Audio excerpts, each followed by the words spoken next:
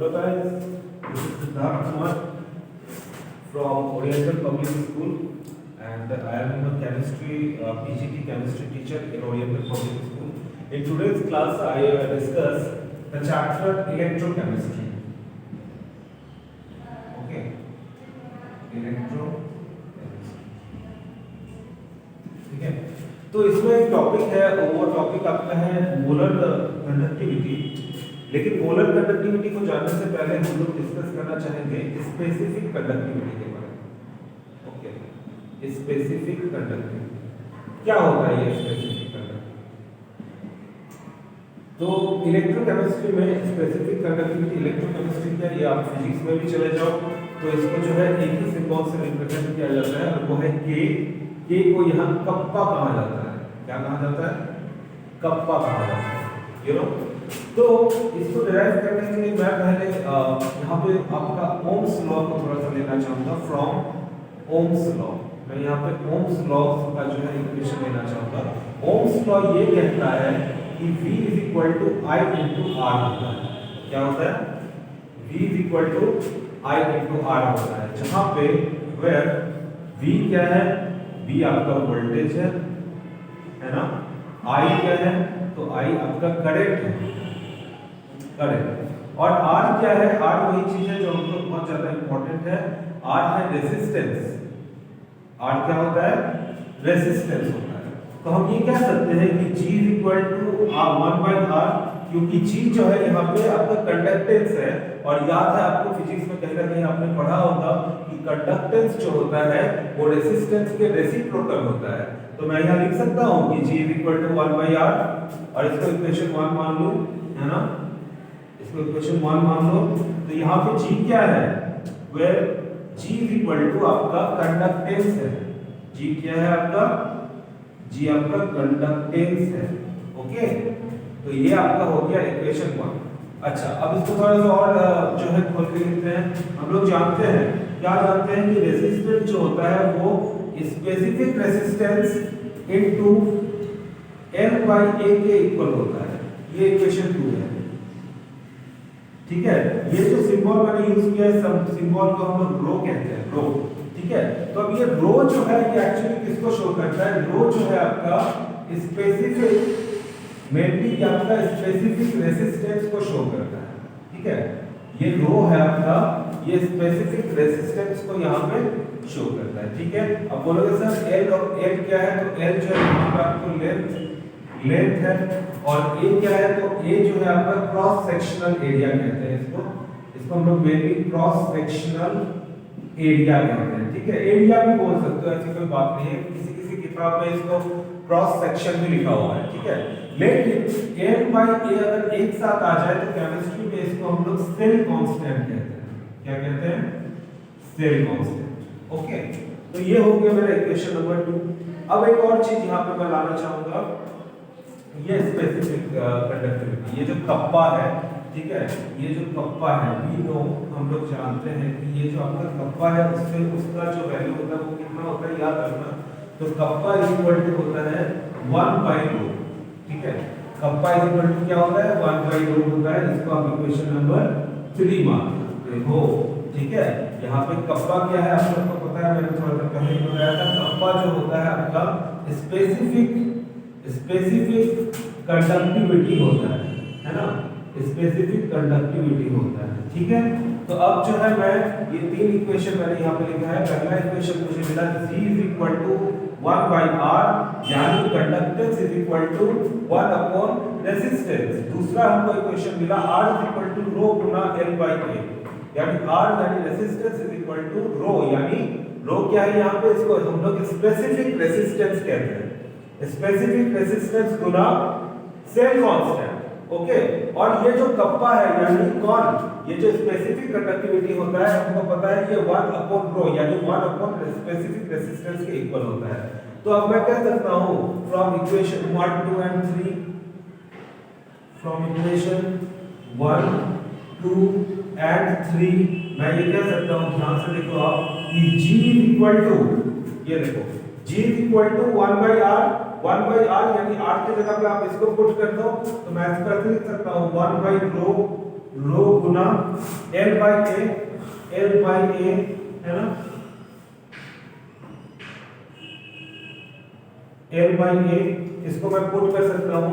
तो फाइनली ये देखो कप्पा को जो है मैंने 1 बाई रो माना हुआ है, ठीक है। तो मैं इसकी जगह पे लिख सकता हूं कि G equal to 1 by rho, और ये उलट जाएगा है ना, ये उलट जाएगा 1 by row Guna A by L हो जाएगा है ना। तो मैं G को ऐसे लिख सकता हूं ना कि G इक्वल टू कप्पा गुना A बाई L।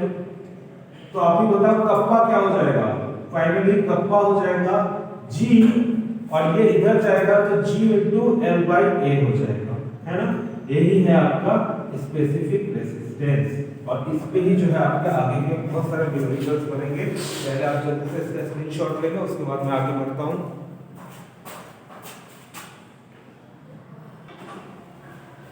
तो चलिए गाइस, अब इसके यूनिट के बारे में थोड़ा सा डिस्कस कर लेते हैं। आपको यहाँ पे देखो मुझे क्या मिला था कि G equal to 1 by R होता है। आप थोड़ा सा यहाँ हेडिंग डाल लो यूनिट्स।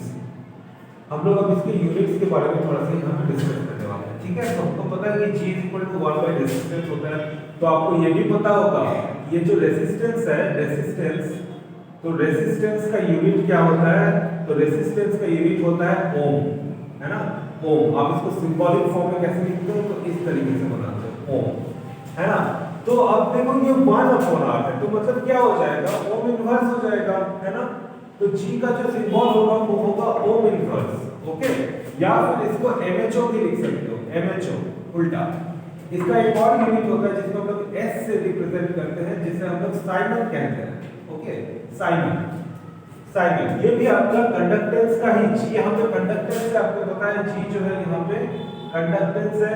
तो कंडक्टेंस का यूनिट होता है या तो ओम इनवर्स या फिर MHO या फिर आप साइमन लिख सकते हो, ओके। चलो आगे और भी यूनिट डिस्कस कर लेते हैं। अच्छा, L बाई A का यूनिट डिस्कस कर लेते हैं। मान लो L मेरे पास सेंटीमीटर है, तो एरिया क्या होगा, उसका जस्ट स्क्वायर हो जाएगा, यानी सेंटीमीटर स्क्वायर। काटोगे तो ये क्या होगा 1 सेंटीमीटर, मतलब मैं लिख सकता हूँ सेंटीमीटर इनवर्स। सेंटीमीटर इनवर्स की जगह मैं मीटर इनवर्स भी लिख सकता हूँ, एक ही बात है, ठीक है। तो L बाई A यहाँ पे हो जाएगा, ये हो जाएगा। तो अब फाइनली मैं कह सकता हूँ कि kappa is equal to G गुना L बाई A जो आपने लिखा था, इसका यूनिट क्या हो जाएगा, G का यूनिट हो जाएगा ओम इनवर्स, इधर सेंटीमीटर इनवर्स, है ना। आप ओम इनवर्स सेंटीमीटर लिख सकते हो, ओम इनवर्स मीटर इनवर्स लिख सकते हो, MHO सेंटीमीटर इनवर्स लिख सकते हो, MHO मीटर इनवर्स लिख सकते हो, साइमन सेंटीमीटर इनवर्स लिख सकते हो, साइमन मीटर इनवर्स लिख सकते हो। ये सारे के सारे यूनिट जो है वो आपका कप्पा यानी किसका यूनिट है, स्पेसिफिक कंडक्टिविटी के यूनिट्स हैं। तो ये था मेरा यूनिट लिखने का तरीका। तो आपको फाइनली यहाँ पे मैं यूनिट सिखा चुका हूँ कि कैसे होगा। ये हो गया ओम इनवर्स सेंटीमीटर इनवर्स या फिर ohm inverse metre inverse, MHO centimetre inverse, MHO metre inverse, siemens centimetre inverse या फिर साइमन मीटर इनवर्स। तो आप जो है इस तरीके से स्पेसिफिक कंडक्टिविटी के यूनिट को लिख सकते हो। यूनिट लिखना बहुत इंपॉर्टेंट है क्योंकि आगे हम लोग न्यूमेरिकल भी सॉल्व करेंगे, तो न्यूमेरिकल को सॉल्व करने के लिए आपको यूनिट का नॉलेज होना बहुत जरूरी है यहाँ, ठीक है। चलो जल्दी से आप लोग स्क्रीनशॉट ले लो या इसको लिख लो। ओके गाइस, नेक्स्ट टॉपिक है अपना molar conductance, okay. So what do you know about the molar conductance? The conductance of 1 mole electrolytic solution is called molar conductance, ठीक है।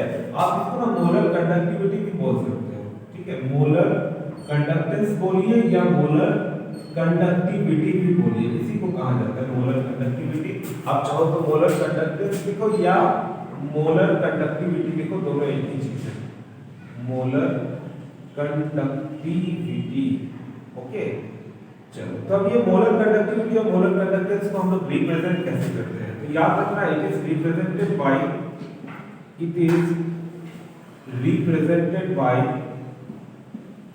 इस तरह से आधा खुला हुआ कैप के जैसा डैश है, ठीक है, इस तरीके से।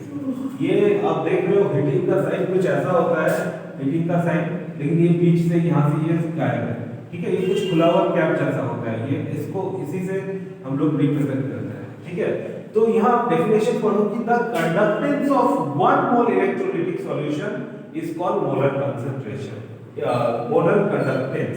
ठीक है, तो इट इज रिप्रेजेंटेड बाय इस तरीके के सिंबल के साथ डेल m, इसको डेल भी बोल सकते हो आप, चलिए कोई दिक्कत नहीं है। अच्छा, डेल m जो होता है वो इक्वल टू होता है आपके स्पेसिफिक कंडक्टेंस यानी kappa divided by cm।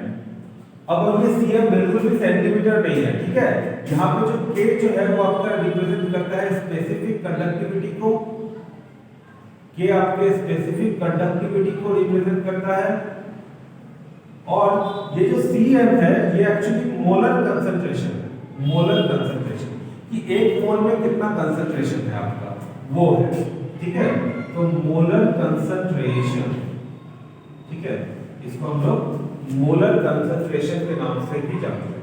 Clear, तो यही है आपका मोलर कंडक्टिविटी का मेन इक्वेशन। अगर आपको न्यूमेरिकल दिया जाए तो इसी के आधार पर आप इसको कैलकुलेट करोगे, लेकिन मैं अभी इसमें थोड़ा सा और कुछ डिस्कस करना चाहूंगा।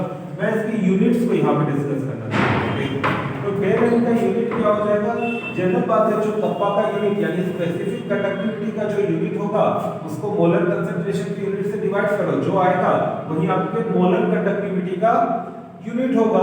सिंपल है। तो आप सबसे पहले मुझे बताओ कि कप्पा के लिए आपका क्या यूनिट आया था। आप पीछे उलट के देखो, मैंने वीडियो में दिया हुआ है।